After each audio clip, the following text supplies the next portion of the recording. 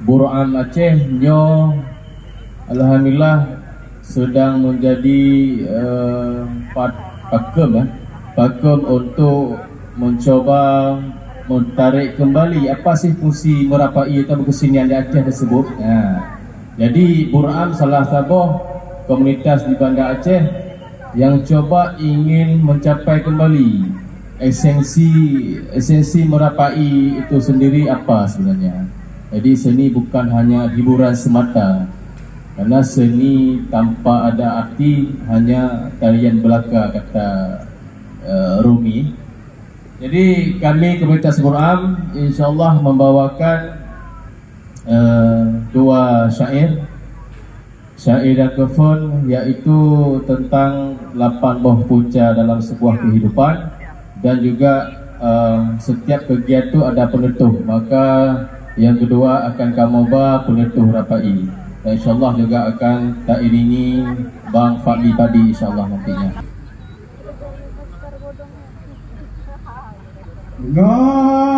Nabi Bismillah,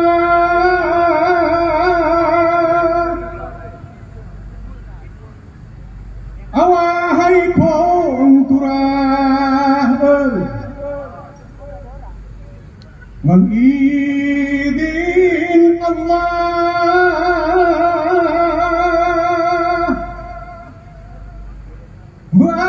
bahampun deca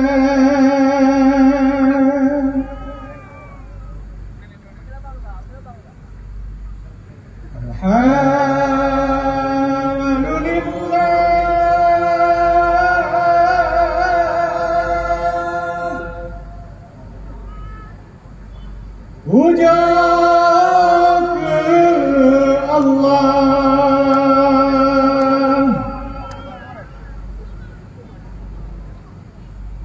Rahmani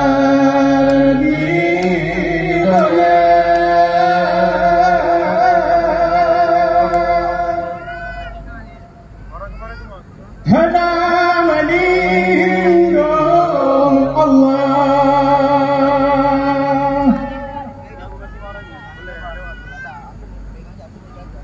La ilaha illallah Muhammadan Rasulullah.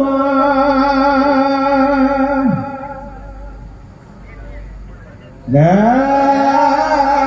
ilaha illallah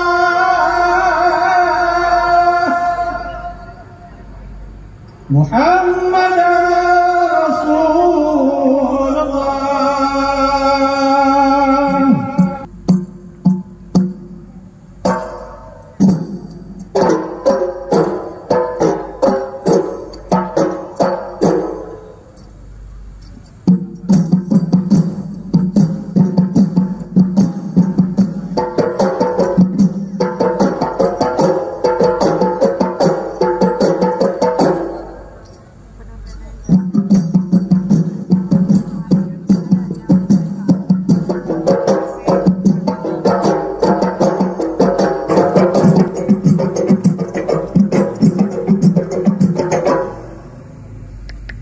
Allahu Allah Allahu Rabbi liwa'ul hamdi at-tahtiha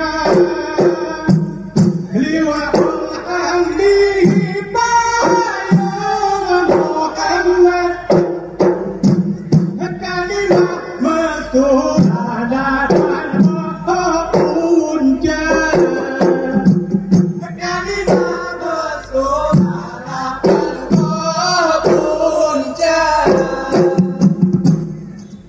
puncanya kebun surah bismillah alhamdulillah puncanya dua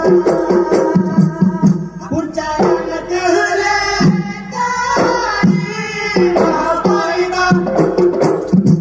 itu kepada Allah azza wa jalla